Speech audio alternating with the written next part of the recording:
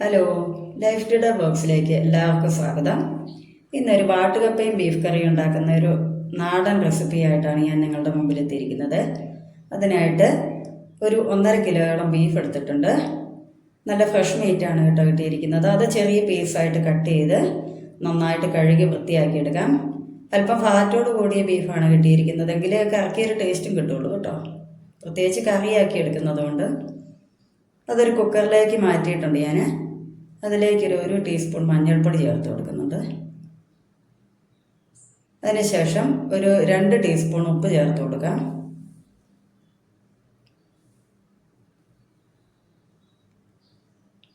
Gravy വേണ്ടതുകൊണ്ട് ബാക്കി ഉപ്പ്, കുറവുള്ള ഉപ്പ് നമുക്ക് ലാസ്റ്റ് ചേർത്ത് കൊടുക്കാം. മസാലയൊക്കെ ചേർക്കുന്ന കൂടെ ഒരു 2 ടേബിൾ സ്പൂൺ മീറ്റ് മസാല ചേർത്ത് കൊടുക്കുന്നുണ്ട്. ഒരു കഷ്ണം പട്ട ചേർത്ത് കൊടുക്കുന്നുണ്ട്. അത് ആ കറിക്ക് നല്ലൊരു ഫ്ലേവറൊക്കെ കിട്ടാനായിട്ട് ചേർത്ത് കൊടുക്കുന്നതാണ്. ആ മസാല എല്ലാം കൂടെ നന്നായിട്ട് ആ ബീഫൊന്ന് മിക്സ് ചെയ്ത് അതിൻ്റെ അടപ്പടച്ച് വെച്ച് ഒരു 8 വിസിൽ കേൾക്കുന്നവരെ വെയിറ്റ് ചെയ്യാം. ഒരു 4 വിസിൽ വരെ ഒന്ന് ഫുൾ ഫ്ലെയിമിൽ വെക്കാം, ബാക്കി ലോ ഫ്ലെയിമിൽ വെക്കാം.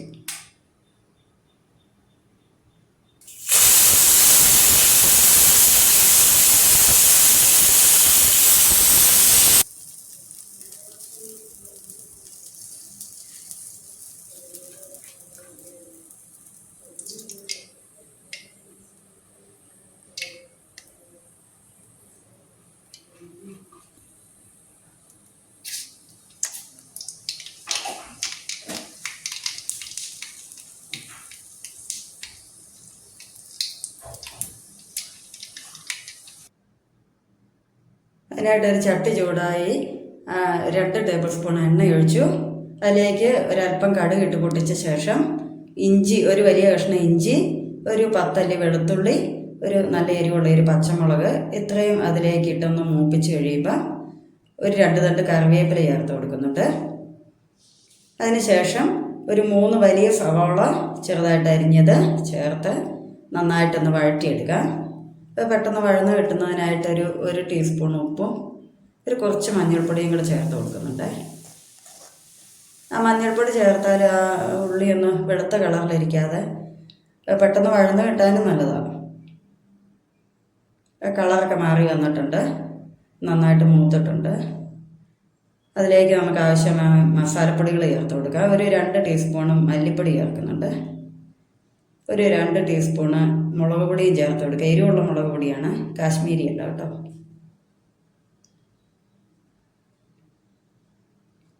ഒരു 3 ടേബിൾ സ്പൂണ് മീറ്റ് മസാലയും കൂടെ ചേർക്കുന്നുണ്ട്. അതിനുശേഷം പെരിഞ്ജീരകവും കുരുമുളകും കൂടെ നല്ല ഫൈൻ പൗഡറായിട്ട് പൊടിച്ചു വെച്ചത് 1 ടീസ്പൂൺ ചേർത്ത് കൊടുക്കുന്നുണ്ട്. ഇത്രയും മസാലകൾ നന്നായിട്ട് മൂപ്പിച്ചെടുക്കാം, അതിൻ്റെ പച്ചമണം ഒന്ന് മാറുന്നവരെ. ഞാൻ എണ്ണ വളരെ കുറച്ചാണ് ഇതിൽ ചേർത്തേക്കുന്നത് കേട്ടോ. ഈ ബീഫിന് നല്ല ഫാറ്റ് ഉള്ളതുകൊണ്ട്.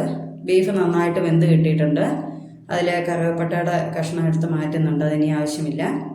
അതിലേക്ക് നമ്മൾ ആ മൂപ്പിച്ച് വെച്ച മസാല ചേർത്ത് ആവശ്യത്തിന് ഗ്രേവിക്ക് ആവശ്യമായ തിളച്ച വെള്ളവും കൂടെ ചേർത്തിട്ട് ഒരു 5 മിനിറ്റ് തിളപ്പിച്ചെടുക്കാം. അതിൻ്റെ എണ്ണയൊക്കെ ഒന്ന് നന്നായിട്ട് തെളിഞ്ഞ് ആ മസാലയെല്ലാം ബീഫിൽ പിടിച്ച് വരട്ടെ.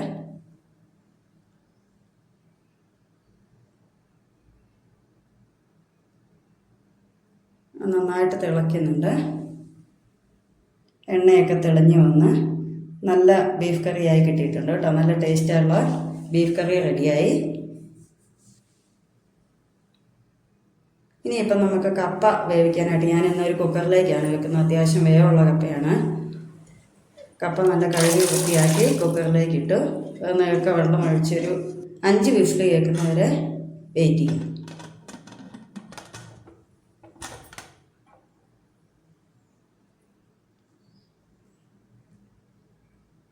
അതിനുശേഷം കപ്പയ്ക്കുള്ള അരപ്പ് തയ്യാറാക്കാം. അതിനായിട്ടൊരു പിടി തേങ്ങ എടുത്തിട്ടുണ്ട്, ഒരു 2 പച്ചമുളക്, ഒരു 5 ചെറിയുള്ളി, ഇത്രയും ചേർത്തൊന്ന് ഒതുക്കിയെടുത്ത് അതിലേക്ക് കറിവേപ്പിലയും മഞ്ഞൾപ്പൊടി, ആവശ്യത്തിനുള്ള ഉപ്പും ചേർത്തൊന്ന് മിക്സ് ചെയ്യുന്നുണ്ട്. നമ്മുടെ കപ്പയൊക്കെ വെന്ത് കിട്ടി. അതിൻ്റെ വെള്ളം ഊറ്റിക്കളഞ്ഞ് അതിലേക്ക് അരപ്പ് ഒന്ന് ആവി കയറാൻ ആവശ്യമായ വെള്ളവും കൂടെ ചേർത്തിട്ട് ഞാൻ അരപ്പ് അതിലേക്ക് ചേർത്തു. ഒന്ന് തട്ടിപ്പൊത്തി മൂടി വെക്കാം. ഹൈ ഫ്ലെയിമിൽ വെക്കണ്ട കേട്ടോ, ഒന്ന് ആവി കയറാനും മതി. ആ കുക്കറിൻ്റെ വാഷർ കോരി എടുത്തിട്ട് ഞാൻ അടുപ്പ് വെറുതെ ഒന്ന് അടച്ചിട്ടേ ഉള്ളൂ. ഒരു 5 മിനിറ്റ് കൊണ്ട് അതൊന്ന് ആവി കയറി വരും.